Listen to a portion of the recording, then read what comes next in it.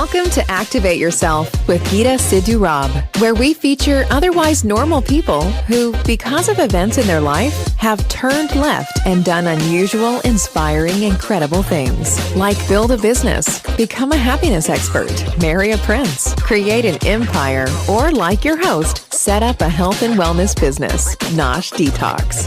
Here's your host, Geeta, Sidhu, Robb.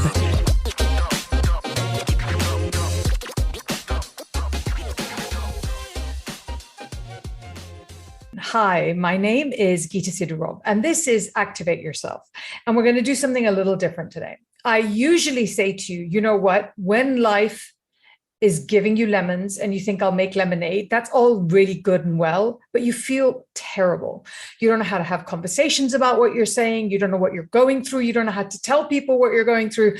Life tends to kind of come to a little bit of a halt because you're processing what's happening to you. And I know that today that's an incredibly difficult place for many, many, many of us, not just because life is so divisive, but just because, not having money, not knowing what you're going to do, the future being uncertain, all of that's just very, very difficult. It's particularly hard for women because we're used to being able to communicate. It's one of our superpowers, or at least to talk. I don't know about communicate. We can talk. So what I thought I would do is I would bring on a superpower today.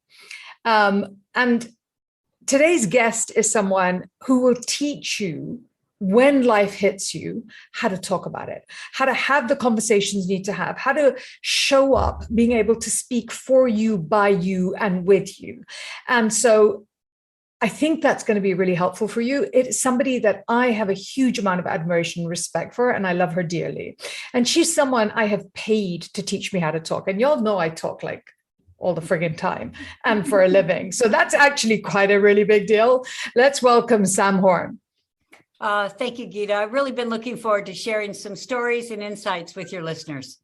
Good. I'm so pleased, Sam. You're just one of those people that I feel like, although you have written so many books and you've done so much, you're one of those incredible kind of casual secrets people keep. It's like, how did you, it was Sam Horn. What? Oh, it was Sam Horn. And it's always, it was Sam Horn. I mean, for me, and I it's really important to say this, for me, what I did is when I'm having these ideas and I'm not sure how to voice them, I go to Sam and I say, Sam, and I buy Sam's time to teach me how I'm thinking in a clear and unified way. And I have to say, I think that the luxury that gives is immense. So Sam, you've had a new book come out, and which is great because it got us the opportunity to do this, which I can't quite believe we've never done before. Tell me what you wrote and why now? This is the book. It's Talking on Eggshells. And I bet we all have at least one person and we tiptoe around that person. We never know what's going to set them off. It seems like they're so sensitive and it seems like we can't say anything right. And we're always saying something wrong. So This book is not just for how to deal with difficult people without becoming one ourselves.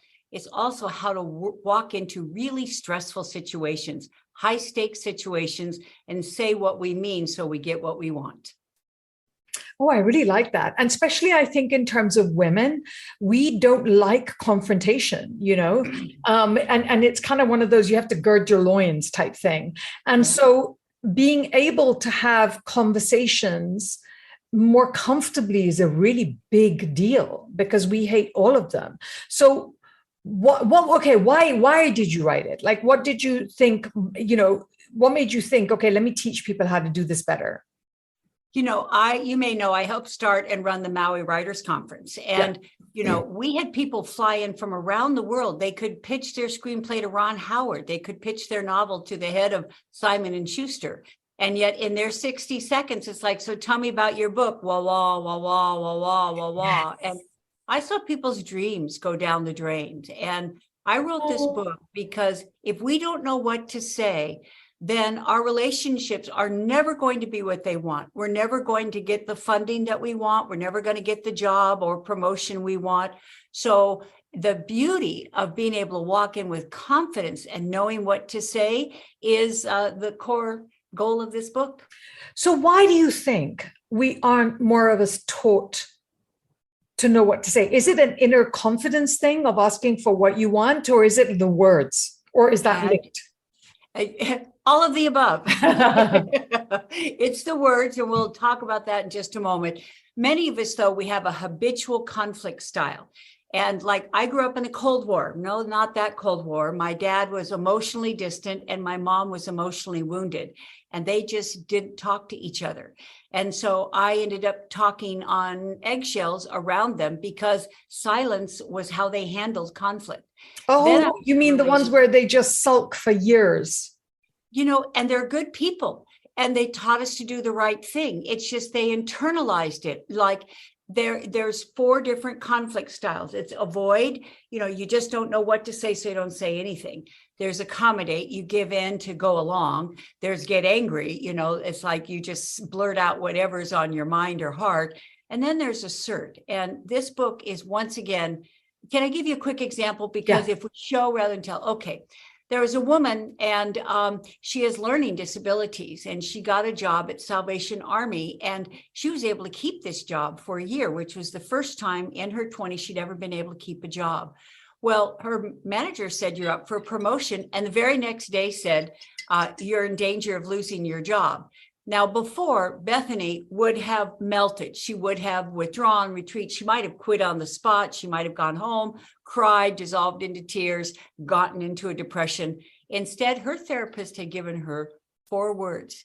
And she went back the next day and she said to her boss, please help me understand why I could be up for promotion yesterday and in danger of being fired today.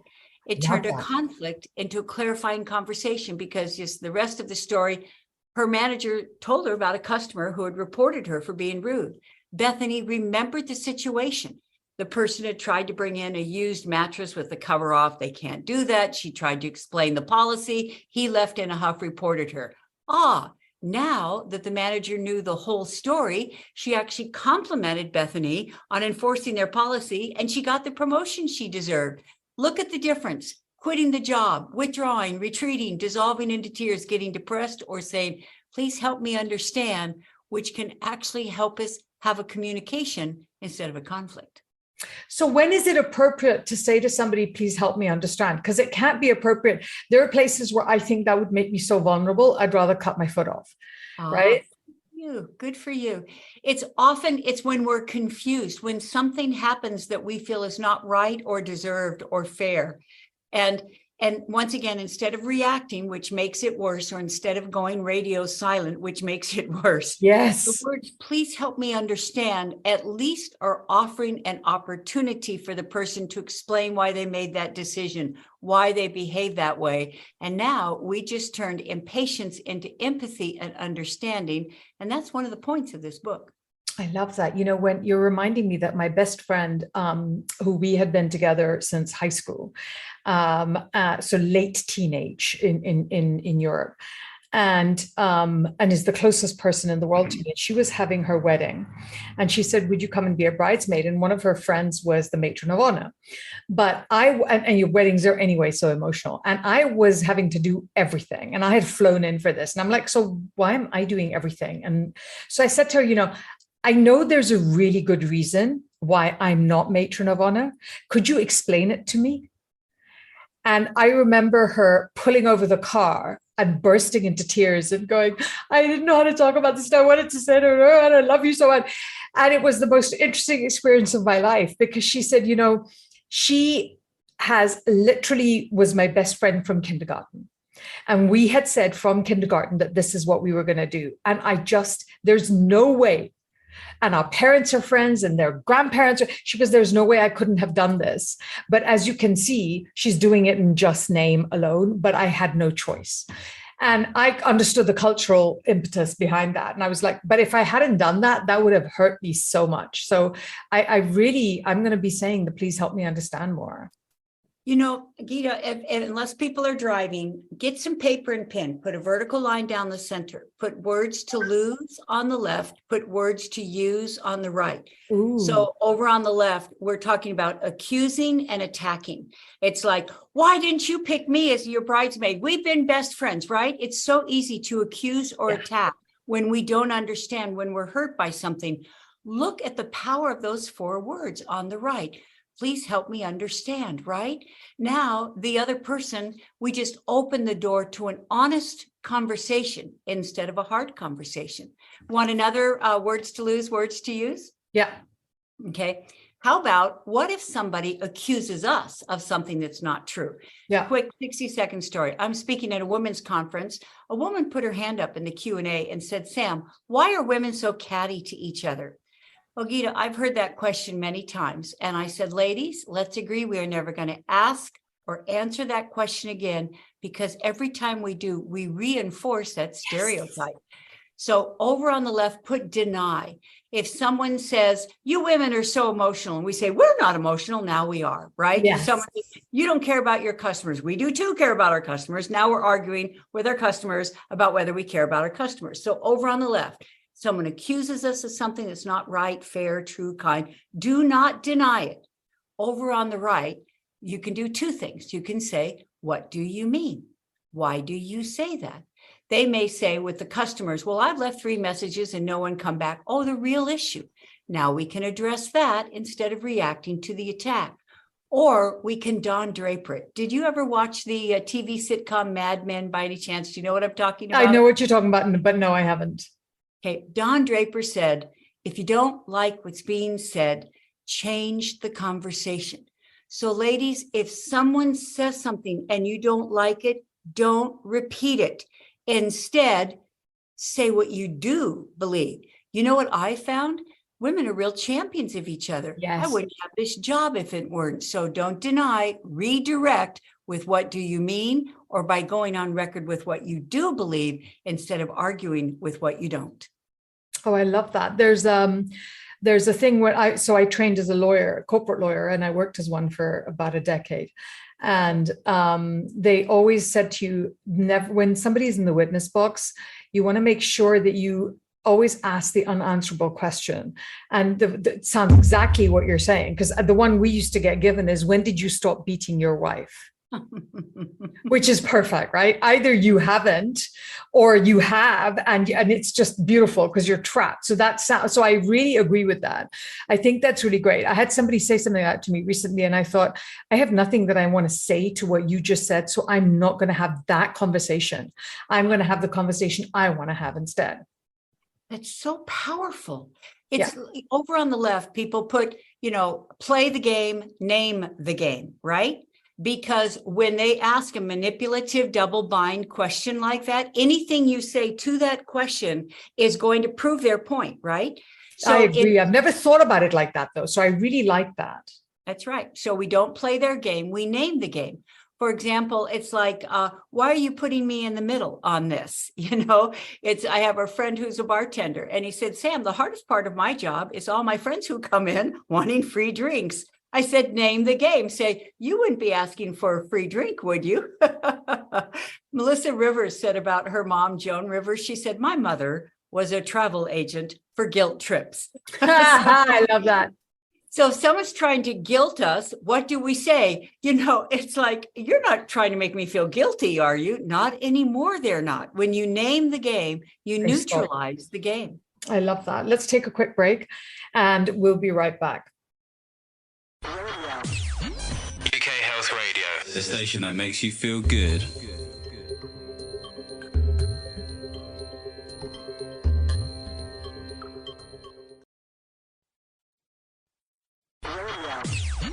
UK Health Radio, the station that makes you feel good.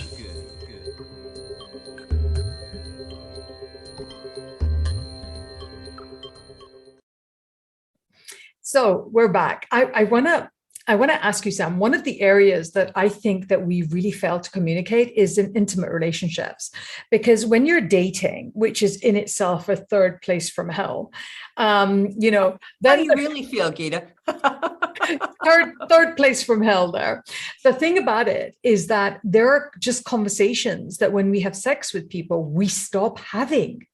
And I've never understood that. I'm like, if I like you enough to have sex with you, I feel like I should be able to have a better conversation. But it turns out, and this feels to me like across the board, that when we have sex with someone, we have worse conversations.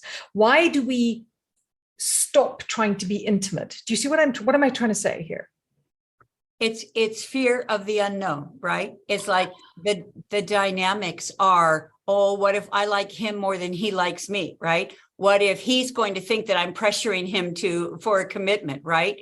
And with all of those fears of the unknown, once again, we feel that saying anything is a risk. So we don't say anything at all. So I want to know what we can do in that situation. Oh, hell yeah. Okay. Use code words like I'm tiptoeing here, right? When we say I'm tiptoeing here, it's letting the other person know this is not coming with pressure. This is not an absolute. This is something I'm venturing, and I'm testing the water, right? To see if you want to have this conversation. In fact, even those words, Desmond Tutu said, we've got to stop pulling people out of the river. We've got to go upstream and find out where they're falling in. Yeah. So if we're going to have this kind of sensitive conversation, we read the river, we say, maybe they look distracted and preoccupied because they've had a bad day at work. Not a time to have that conversation. Maybe we see that. Go ahead. I can see you wanting to say No, something. I'm agreeing with you. Go. That's right. So read, like I used to raft all the time. You read the river. Oh, you hear a big roar, rapid ahead. Don't just go into the rapid, get out, walk around, scout it. So see, we're constantly asking ourselves, will this be welcome? Is this a good time? Is this additive? And how can I say it in a way that gives the other person space to say, you know what? I know we need to have this conversation. Not now. I put in a 10-hour day. I'm empty. So if we ask, I've been thinking about something and I want to bring it up. Can we tiptoe into that? Or can we have a 5-minute conversation about this? And by the way, that is a secret tool when it comes to communication in a relationship. Richard Branson said, time is the new money.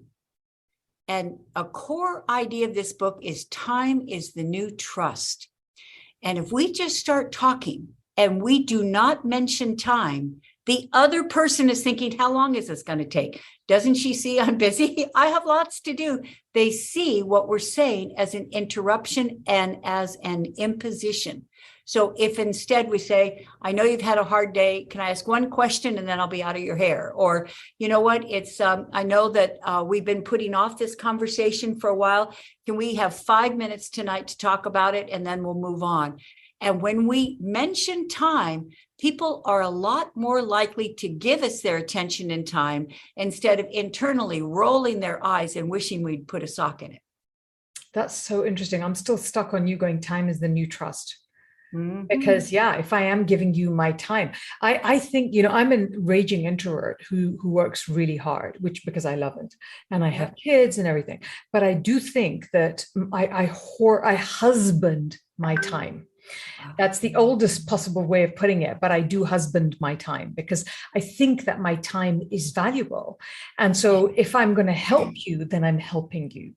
But outside of me helping you, then what I'm doing is something else, right? So let's be really clear which conversation, we're having. So I really agree with that. I like that.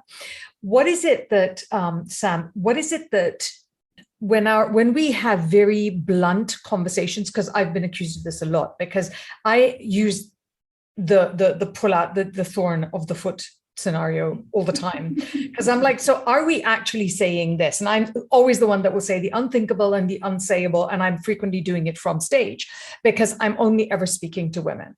And I'm like, if you others are here, you're so welcome, but what I'm doing is talking for the women.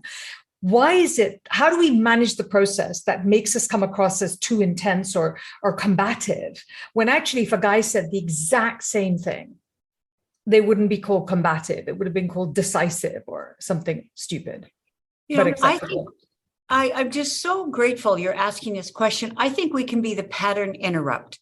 Is that, say let's talk about business. Say we're at a meeting or something like that, and something has gone wrong and the blaming has begun, the finger pointing, well, you dropped the ball, don't blame me. I didn't ever tell you, is that, do you play sports, Geeta? Yes, I do. Oh, good. What sports do you play? Well, netball, and I feel like CrossFit might be a sport, but not. Oh, yes, it is. Well, if people are getting into it, what does a referee do to stop people from getting into it? Right. a tea like this. Yeah. I honestly believe that if people are getting into it, make a tea like this. It's a physical pattern interrupt. Because if we try to talk over them, they'll just talk louder. The voice of reason gets drowned out in the commotion. When we say this, and then we use these two phrases, it's 3 words. This won't help. Blaming each other won't help. We could go back and forth till the cows come home. Or we say, let's not do this. Now look at the word, let's, right? It's not you. You guys cut this out. No, that's an order, command, does not go well. It's that let's not do this. And then we shift to finding solutions instead of finding fault. Yeah. Instead of John F. Kennedy said, our task is not to fix the blame for the past. It's to fix the course for the future. And as you said, how we can be constructive instead of destructive, how we can serve the greater good is to stop things when they're going south and move to the action we can take to prevent this from happening again, to handle this more efficiently in the future. And people will welcome that instead of feeling we're being rude. And also you answered the question you wanted to answer instead of feeding into me saying things are combative. So I also clocked that. So thank you for that. That's very interesting. I remember being a corporate negotiator and being sent in to teams of men with beards and guns and being told, can you get them to talk to each other? And remembering saying, I mean, I wish I'd known you then, but remembering having to say to somebody, but what do you want? And they'd be like, they did. And I'm like, no. What do you want? And then just drilling into what it was they wanted. Because by the time you drill down to what the want actually is, instead of the blame part, then the other part can see there is a purity about each person's want, isn't there? That you can give. Look at what you just did. You were pattern interrupt, right? And you really did interrupt. It's not rude to interrupt. It's right. When people are getting into it, serves no good purpose. No. Interrupting is the right thing to do. So in fact, to follow up on what you just said, Esther Perel said, behind every criticism is a veiled wish. Is that so? Let's put complaint or criticism over on the left. And when people complain, you were supposed to pick me up an hour ago. Don't blame me. I've been stuck in traffic. Back and forth we go, right? Over on the left, when people complain, we think if we explain, they will forgive us. No, they get angrier because explanations come across as excuses. Yeah. They feel we're not being accountable. Over on the right, take the A train. A for agree. You're right. I was supposed to pick you up an hour ago. Apologize. And I'm sorry you ended up waiting so long. A for act. And from now on, if I'm trying to pick you up on a Friday, I'm building in a cushion for Murphy's Law. The A train expedites complaints. Explanations aggravate them. Oh, I like that. I feel like these should all become T-shirt slogans or something. Damn it, they're so useful. Okay, let's go on a quick break, and then I want to talk a little bit more about how, friggin' everything. Let's go. UK Health Radio, the station that makes you feel good.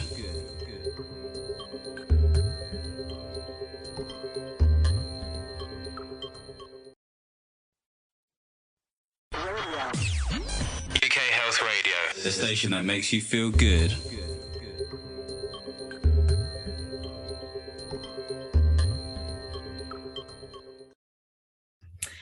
Okay, we're back. So you think, when you start thinking people aren't talking to each other and they should be talking to each other, and then you think, how would that work? And then you kind of use the tools you're using. Is that how this book came about? Yeah, exactly. It is. I just know so many people. Well, you had said it's a very divisive world these days. I know family members who are not talking to each other because of their diametrically opposed political opinions. Yeah. And I thought, Mother Teresa said, the world is full of good people. If you can't find one, be one.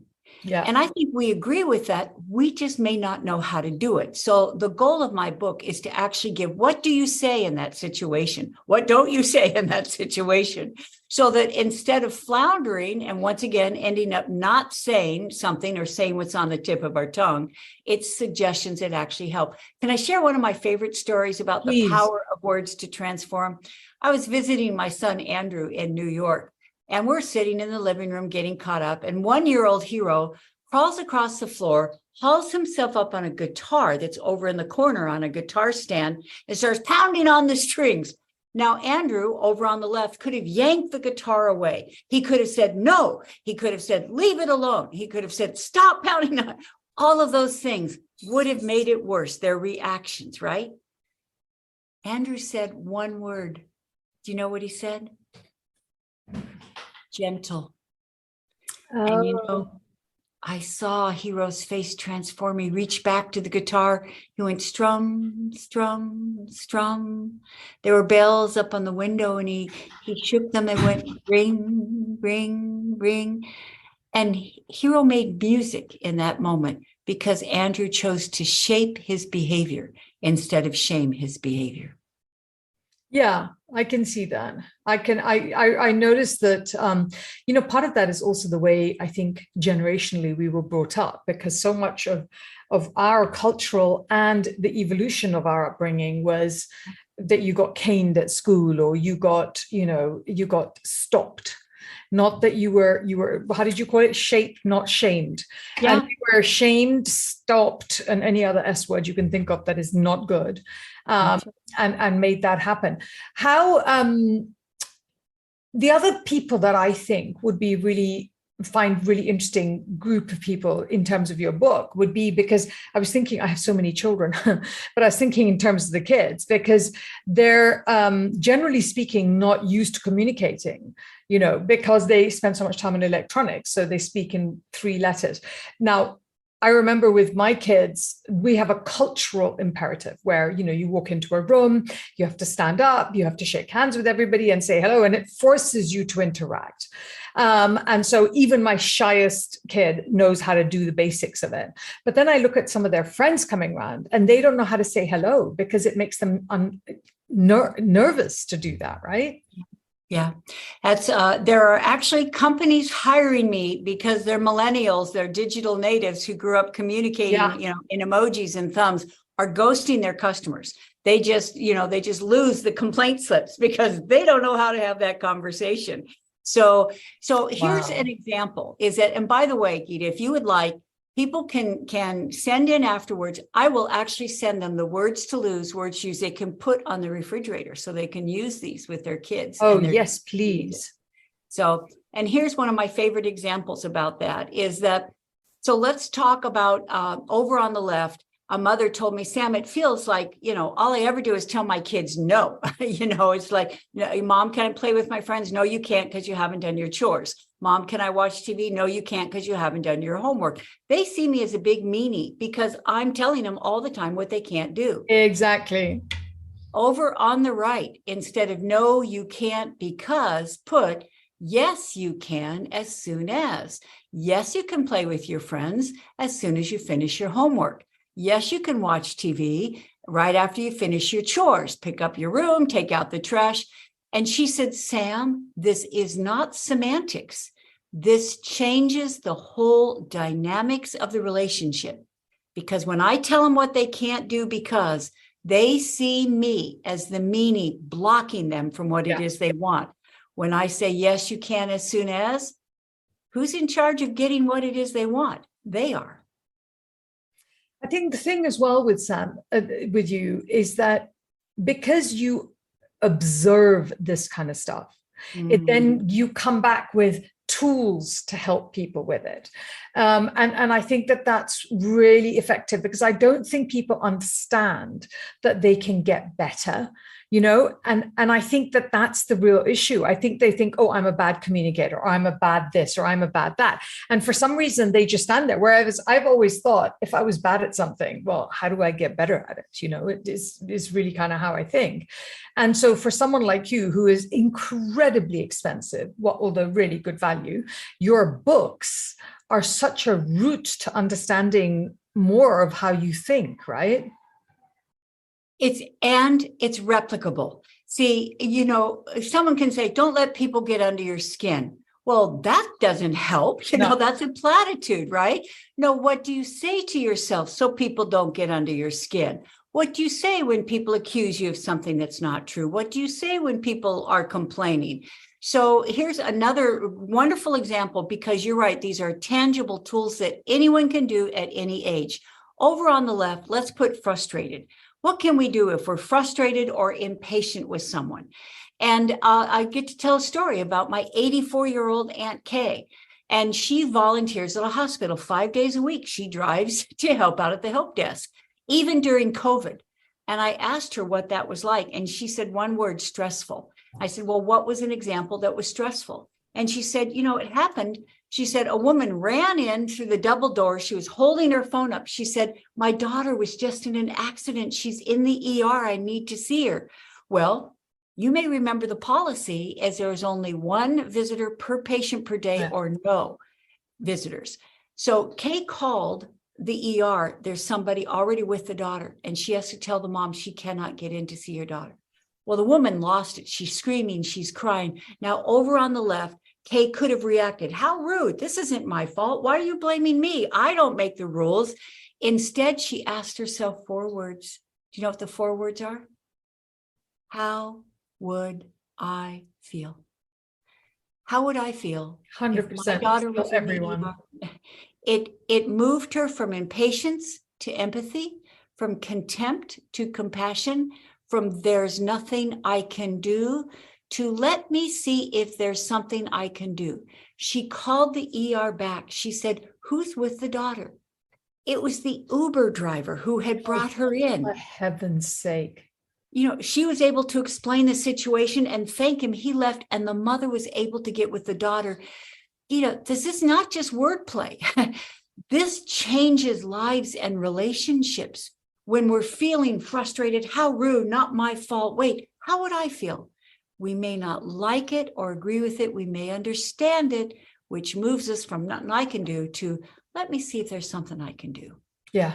And I love that. And I think that just being able to drill down, but you know what it is? I think that empathy and all of those things, they really require you taking a beat and then thinking, so let's just take a beat, and then allowing yourself to process instead of being purely reactive. And that works the same with accusations. When you want to accuse or when you're being accused, if you can take that beat, it gives you that moment to be a different person that shows up. See, what a lovely pattern interrupt. Let's take a beat. Once again, you use the word, the collective word, let's, instead of you need to take a beat. Yeah. Oh boy, those are fighting words, right? Let's take a beat, which is a pattern interrupt, and then shift to, once again, we ask ourselves over on the left, would I be sorry I said this tomorrow? Right? Because when we blurt, people get hurt. And if we say, will I be sorry I said this? Often that is a pattern interrupt, because as you just said, it helps us realize that in the moment, we're about to lose our cool in the heat of the moment, right? Oh no, over here, it's like, do I want to keep this friendship? Do I want to treat this person with respect? Do I want them to treat me with respect? What can I say that will help rather than hurt? That's so lovely. And actually, I feel like you just talk in parables. You're really sitting around being an elder Indian stateswoman here, so, honestly, which is a compliment. But there's a place, because, again, being British, but, we just swear quite a lot. We use swear words in our normal conversation. And I was talking to somebody about it today, and I was like, it's interesting because I do a lot of TV, and obviously I never swear on air. But also I never swear when I'm upset, because I don't swear to hurt. For me, it's not a pejorative term that I want to use when I'm upset. And when I'm upset, I get deeply calm, and I actually never swear at all. Well, it depends. If there's a teenage child involved, I make no, I sometimes, it can't be helped sometimes.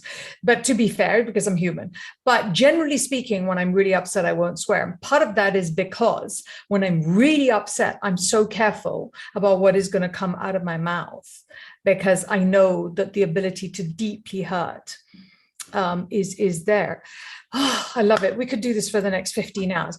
Do we have time for a 30-second story? I was going to say, you feel free to wrap it up. Take 30 minutes, 30 seconds, 1 minute, go for it.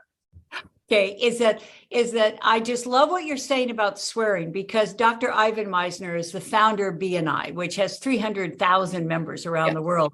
So he and I were talking about this recently, and it was what to do, if you are on the verge of swearing and you do not want to swear. Do you know what he says? No. Bad word, bad word, bad word. I love that. Which, see, isn't that perfect? Because you get to vent the emotion and get the satisfaction, and you're not offending people. And he said, Sam, I'm a founder. So a lot of people in 75 different countries look to me as an example. And I know my words have ripple effects. So if I swear on stage, they go back to their chapters and say, well, he did it, must be okay. Exactly. And so this is a way for me to say bad word, bad word, bad word, which allows me to get out some of my frustration and set an example that hopefully, if that ripple effect is what goes out there, that's just fine with me. And give everyone the giggles as well. Exactly. So it really subverts it. Oh, Sam, it's been a pleasure. This wonderful guest of mine, everybody, is Sam Horn, whose newest book, Talking on Eggshells, is available everywhere, and is a wonderful book, because Sam is a wonderful woman, and you need to go buy this book and you need to read it, and please leave a review afterwards, because those things really matter. Sam, thank you so much for joining me. It's been a joy. Thanks so much, Geeta. Hope people have found this interesting and inspiring and useful. I'm pretty sure they have. My name is Geeta Sidhu Robb. This is Activate Yourself. And I thank you so much for giving me your time and for joining me and your attention. And I look forward to being with you again soon. Thank you so much for joining us. Our goal was to give you pause, make you think about your life, and inspire you to say, wow, what if I tried to do that? If they can do it, so can I. Did it work? Let us know by finding us on social media at Geeta Sidhu Robb or at Nosh Detox. We upload new shows every 2 weeks here, and if you start to miss us, check us out on YouTube.